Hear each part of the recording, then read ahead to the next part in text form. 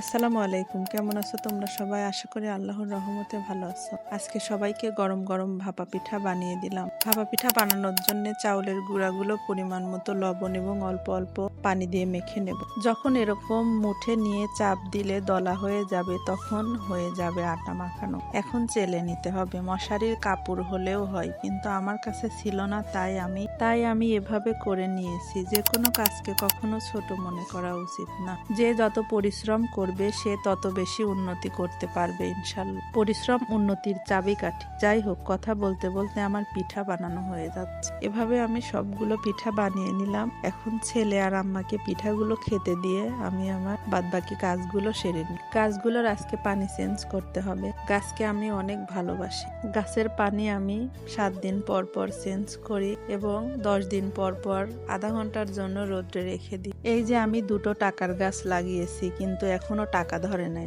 যেই দিন আমার গাছে টাকা ধরবে সেই দিন আপনাদের সবাইকে আমি দাওয়াত দিয়ে খাওয়াবো। সবাই দোয়া করবেন আমার গাছে যেন খুব তাড়াতাড়ি টাকা ধরে। আজকের মতো এ পর্যন্তই। সবাই ভালো থাকবেন, সুস্থ থাকবেন। আল্লাহ হাফেজ। আসসালামু আলাইকুম।